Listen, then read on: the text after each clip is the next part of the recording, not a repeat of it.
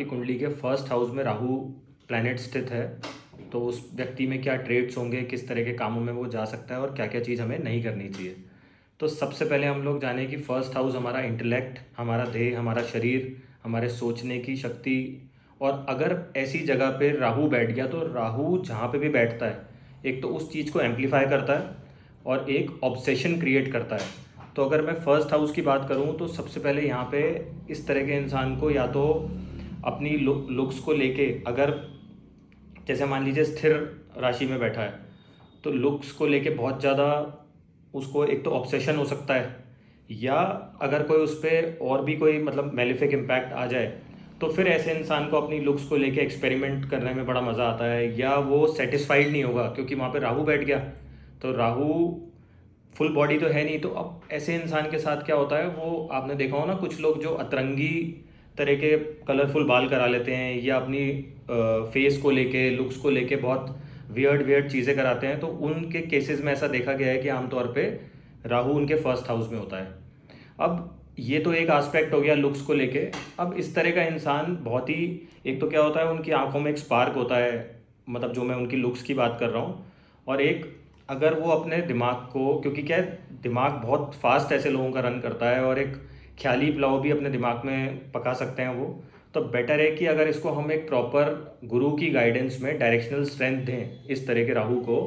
और एक proper way में अगर गाइडेंस मिले ऐसे इंसान को, तो ये बहुत ही तीव्र और शार्प माइंडेड लोग होते हैं जो कि अपने काम निकलवाने में माहिर होते हैं एक तो। और राहु फर्स्ट हाउस में होगा तो ऐसा देखा गया है कि इस तरह का आदमी जब भी किसी की मदद भी कर रहा है या किसी के लिए काम कर रहा है तो हमेशा अपना बेनिफिट सोचता है वो, जो कि अब ये कलयुग का टाइम है तो इसमें ठीक भी मानता हूँ मैं। लेकिन क्या होता है कि कुछ चीज़ें हमें परोपकार और सेवा की भाव से भी करनी चाहिए अगर इस राहु का इम्पैक्ट हमें सही करना है तो। अब आप देखें कि यहाँ पे जब राहु बैठा है तो वो आपके फिफ्थ हाउस पे दृष्टि डालेगा। तो एट टाइम्स ऐसा होता है कि अगर मेलिफिक इन्फ्लुएंस है या जो आपके फर्स्ट हाउस का डिस्पोजिटर है वो सही जगह नहीं बैठा,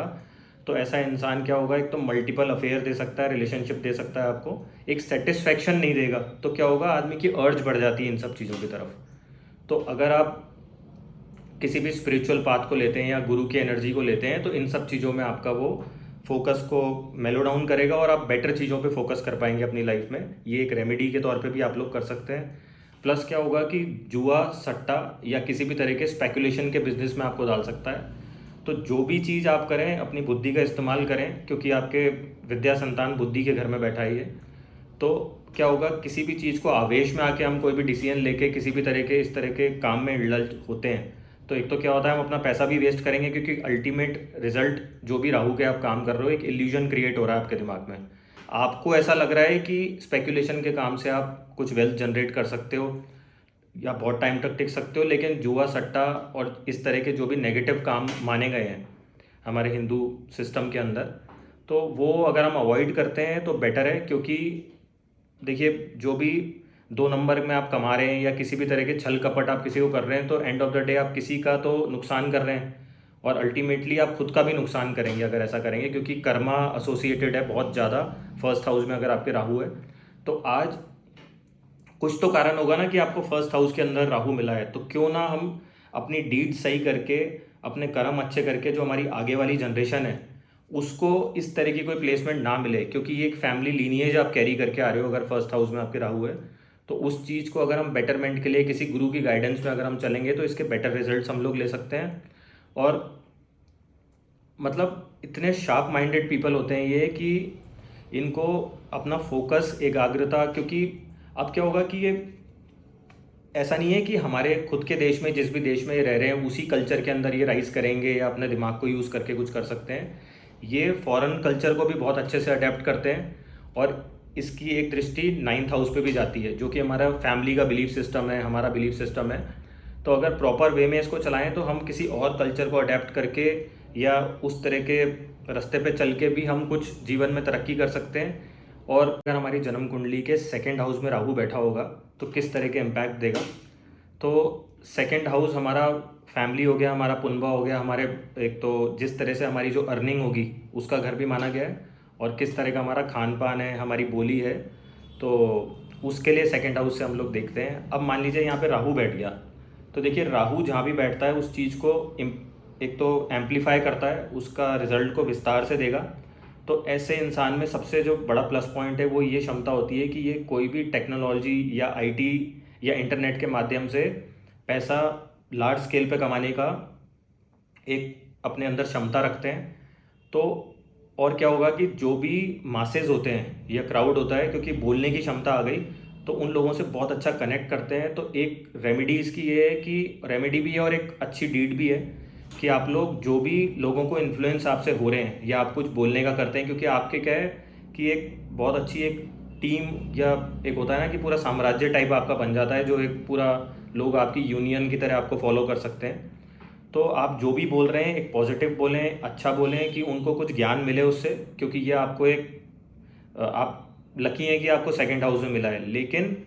सेकंड हाउस के राहु का एक नेगेटिव इम्पैक्ट ये है कि बहुत कताश बोलते हैं और किसी को हर्ट भी कर सकते हैं। देखिए स्ट्रेट फॉरवर्ड बोलना तो एक अलग चीज़ है, लेकिन आप किसी को बुरा बोल रहे हैं या कोई अब्यूजिव लैंग्वेज का इस्तेमाल करते हैं, एट टाइम्स ऐसा हो जाता है। अगर इस पर नेगेटिव इन्फ्लुएंस आ रहा हो तो उस चीज़ पे कंट्रोल करें, क्योंकि उससे आप अपने रिश्ते ख़राब कर सकते हैं परिवार के अंदर, क्योंकि सेकंड हाउस हमारा परिवार भी है।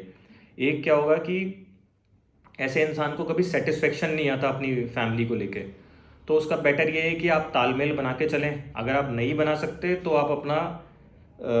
मतलब ऑफिस प्लेस हो गई या घर हो गया वो थोड़ा सा दूर बनाएं, अगर बनाएं, जिससे कि एक प्रेम भावना आपके परिवार में बनी रहे। और एक ऐसे इंसान को ये ध्यान रखना चाहिए, क्योंकि अब उसका केतु चला गया 8वें घर में, तो कभी आपको आप मिर्ची वाला जो भी खाना होता है, ये एसिडिक फूड होता है, क्योंकि राहु सेकंड हाउस में है, तो ये आप सबको ऐसी ऊर्जा दे सकता है कि आप चिली ज़्यादा खाएंगे। तो उस केस में क्या होगा कि आपको फ्यूचर में पाइल्स की प्रॉब्लम हो सकती है एक सर्टेन एज के बाद, या कोई एसिडिटी से रिलेटेड प्रॉब्लम हो सकती है। तो इस चीज़ का विशेष ध्यान रखें। और अगर स्थिर राशि के अंदर ये राहु आ जाता है तो फिर तो आपके वारे नहीं आ रहे हैं, मतलब जीवन भर आपको वेल्थ अक्यूमुलेशन में कभी भी प्रॉब्लम नहीं आएगी। तीसरा घर हो गया हमारा भाई बहन पराक्रम साहस और हमारी हिम्मत का। तो तीसरे घर में राहु को बहुत बढ़िया माना गया है, क्योंकि ऐसा आदमी बहुत साहसी होता है और अपने परिवार को एक नेक्स्ट लेवल पे ले जाने के लिए सक्षम होता है। परंतु तीसरा घर हमारे हॉबीज़ का और हमारे हाथ से रिलेटेड भी होता है। तो कुछ केसेस में अगर मंगल का या कोई मैलेफिक इम्पैक्ट इस पे आ जाए तो ऐसा आदमी कभी लड़ाई झगड़े में भी पड़ सकता है और गुंडागर्दी के काम में भी पड़ सकता है, ऐसे चांसेस बनेंगे। तो हम उस चीज़ को अवॉइड करें, अपनी एनर्जी को चैनलाइज करें और कोई व्यायाम में या मान लीजिए कोई हैंड से रिलेटेड आप स्पोर्ट्स में जा सकते हैं, जिससे कि आपकी एनर्जी एक कॉम्पिटिटिव स्पिरिट भी आपको मिल जाएगी उसमें और आपकी एनर्जी का बेटर यूज़ होगा। एक हम लोग काम ये भी कर सकते हैं और ऐसा देखा गया है कि बहुत से जो राइटर्स हुए हैं, तो जिनको लिखने का शौक होता है, तो राहु का नेचर हम जाने कि सस्पेंस वाली जो राइटिंग होती है वो राहु वाले लोग बहुत अच्छे करते हैं, या हॉरर हो गया। तो इससे संबंधित जो भी किताबें लिखी गई हैं उन सब के केसेस में देखा गया है कि राहु उनको तीसरे घर में मिला है। और आप अगर इनकी हॉबी भी देखेंगे ना, तो अगर मान लीजिए इनकी कोई आप होता है ना कि सर्च हिस्ट्री निकाल के देखें, तो जैसे बम कैसे बनाने हैं या बंदूकों से रिलेटेड हो गया, या कहीं ना कहीं जो भी राहु की एनर्जी होती है ना, जहाँ कहीं ना कहीं सस्पेंस आ गया या संदेह आ गया, तो उस तरह के कामों में ये लोग ज़्यादा अपने दिमाग को लगाते हैं। और अगर उसको पॉजिटिव डायरेक्शन में लगाएं कि भाई आप कोई सरकार से रिलेटेड काम कर रहे हैं, कोई खोज में उसको यूज़ कर रहे हैं, तो वो बेटर है। अब मैं बात करूँगा आपसे, राहु अगर किसी के चौथे स्थान पे है तो आप मान के चलें कि चौथे घर के राहु को बहुत बढ़िया नहीं माना गया। एक तो माता के लिए कष्ट का ही होता है ये, मैक्सिमम ऐसा देखा गया है कि इसकी जब भी महादशा चलती है तो आपकी अगर ये फोर्थ राशि के अंदर आ गया, फॉर एग्जांपल मान लीजिए, तो चंद्रमा की राशि है जो माता से भी लिंक होता है, तो उसमें उनकी सेहत पे बहुत कष्ट का ही होता है, ये एट टाइम्स देखा गया है। और चौथे घर के राहु के कुछ ऐसे सिग्निफिकेंस है कि जैसे मान लीजिए कि जिस भी इंसान का चौथे घर का राहु होगा, मैक्सिमम टाइम ऐसा देखा गया है 50-60% चार्ट्स में कि वो चाह के जाने अनजाने में या कैसे भी आप देख लो, साउथ वेस्ट वाला मकान जरूर खरीदेगा लाइफ में, या कहीं ना कहीं वो कहीं भी रह ले फिर वो रेंट आउट करेगा तो भी साउथ या वेस्ट के मकान में जाएगा, या साउथ वेस्ट कॉर्नर भी हो सकता है। ये एक बहुत प्रोमिनेंट फीचर आता है इन लोगों के चार्ट में। प्लस एक पॉइंट और है कि जो भी जैसे मान लीजिए कहीं कबाड़ खाना हो गया या स्क्रैप यार्ड हो गया या कचरे का ढेर हो गया या रेलवे लाइन हो गई, तो तो बहुत ज़्यादा प्रोमिनेंट चांसेस हैं कि राहु जिसके चौथे घर में है वो इस जगह के पास में ही उसका घर होगा, या पीस ऑफ लैंड कहीं पे भी लेगा तो वो इसके पास होगी। और मॉरली भी कई बार ये लोग ठीक नहीं होते अपने ज़मीन जायदाद के केसेस में अगर देख लें। और आमतौर पे जैसे राहु बैठ गया तो फोर्थ हाउस हो गया हमारा माता मकान भूमि वाहन सुख। तो सेकंड हैंड व्हीकल लेने में बहुत ज़्यादा इंटरेस्टेड होते हैं ये लोग। मतलब कोई भी चीज़ आप मान लीजिए जैसे कोई एंटीक हो गया, या किसी भी चीज़ को जैसे अपन बोलते हैं ना यार मेरे लिए काम की नहीं है, लेकिन राहु चौथे घर वाला उसमें भी कुछ ना कुछ एक चीज़ फाइंड आउट कर लेता है, और एक उसका अजीब सा इल्यूजन एक माइंड में रहता है कि मेरे लिए बेटर है। तो इसीलिए सेकंड हैंड कार लेना कोई बुराई नहीं है, लेकिन राहु जिसके चौथे घर में है उसके लिए तो बहुत ज़्यादा चांसेस होते हैं कि वो सेकंड हैंड कार ही लेगा। तो ये एक प्रोमिनेंट फीचर है। प्लस इन लोगों के घर की छत पे आप देखेंगे कि पुराने ट्रंक हो गए, जंग लगा हुआ लोहा हो गया, तो ये बहुत सी बार पाया जाता है कि इन लोगों के घर की जो भी रूफ है वहाँ पे मिलेगा, या आप फ्लैट में रह रहे हैं तो बालकनी में इनकी आदत होगी स्टोर करके रखने की पुराना सामान 20-20 साल 25 साल which is of no use, कभी यूज़ ही नहीं करेंगे लाइफ में, ये फिर भी स्टोर करते हैं। तो इसकी रेमेडी ये है कि एक तो आप कोशिश करें कि आप घर से दूर रहें, क्योंकि चौथे घर में आप रहेंगे तो खटपट होगी, आपका तालमेल नहीं बैठ पाएगा आपके घर वालों से, तो घर से दूर जाने के चांसेस बनते हैं, फॉरेन सेटलमेंट के चांसेस भी बनते हैं। तो उसको हम as a plus point use करके और अपनी एक पावर बना सकते हैं। प्लस घर में जंग लगा हुआ लोहा हो गया, या कबाड़ कबाड़ खाना हो गया, इस तरह का कुछ भी, या कचरे का ढेर, ये सब चीज़ें आप अवॉइड करें अपने घर में, तो इसके बेटर रिजल्ट्स आप लोगों को मिल सकते हैं। अब मैं बात करूँगा आपसे राहु अगर किसी का खाना नंबर 5 में है, तो दोस्तों 5वां घर हो गया हमारा विद्या, संतान, बुद्धि और हमारे पेट का। तो एक तो क्या है, बहुत से केसेस में राहु की अगर आप टेंडेंसी देखो तो राहु की क्या भूख बहुत बड़ी होती है। तो राहु वालों के अक्सर ऐसा देखा है कि पेट में कोई एसिडिटी की शिकायत हो गई या अल्सर हो गया, क्योंकि इनका कंट्रोल ही नहीं है अपने खाने पीने पे। तो आप अपनी डाइट का कंट्रोल रखें और कोई व्यायाम करें तो आपका ये 5वें घर की जो प्रॉब्लम्स हैं इससे आप बच सकते हैं। प्लस बहुत ही शार्प माइंडेड पीपल होते हैं। और आज के युग की अगर मैं बात करूं, जो पूरा इंटरनेट का और ये फाइबर केबल्स हो गई, ये सब राहु के आइटम है। और बहुत सारी टर्म्स जो हम आजकल ही सुनते हैं कि हैकर्स हो गए, ये हो गए, तो बहुत ही मतलब एक होता है ना कि बहुत ही मतलब सस्पिशियस काम हो गए, या बहुत ही कोई हिडन चीज़ें हो गई, वो सब में बहुत माहिर होते हैं करने के लिए। अब ये तो हो गया इसका नेगेटिव एस्पेक्ट हो गया, लेकिन अगर इस पर कोई पॉजिटिव ग्रह की दृष्टि हो जाए, या ये लोग चाहें कि हम पॉजिटिव वे में काम करें, तो ये आप देखें कि आजकल सरकार के बहुत सारे ऐसे पोर्टल हैं जहाँ पे कि हैकर्स की रिक्वायरमेंट रहती है, जो कि डिकोड करते हैं कि अगर कोई भी चीज़ वेबसाइट हैक हो गई, या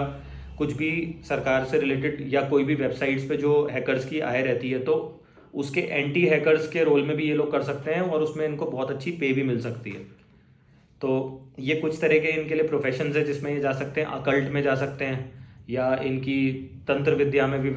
रुचि रह सकती है, एज अ स्टडी के लिए कर सकते हैं, और उसको प्रैक्टिस भी कर सकते हैं, तो उससे एक अर्निंग मिलेगी इनको। प्लस आप लोग देखें कि 5वें घर का अगर किसी का राहु है तो एट टाइम्स ऐसा होता है कि मल्टीपल रिलेशनशिप में भी ये लोग होते हैं एक बारी में, क्योंकि राहु की भूख खत्म नहीं होती। तो आप ऐसा ना करें, क्योंकि अगर आप एज अ रेमेडी मेरे से पूछें तो राहु के लिए सबसे बेस्ट रेमेडी है कि आप मॉरली करेक्ट हो जाएंगे ना लाइफ में,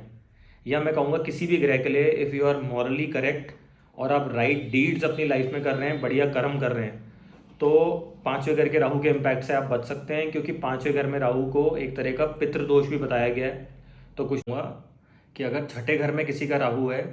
दैट मीन्स कि यहाँ पे जो राहु की प्लेसमेंट को बताया गया है वो शत्रुहंता योग बनाता है। और छठे घर का जो सिग्निफिकेंस है रोग, शत्रु, मामा,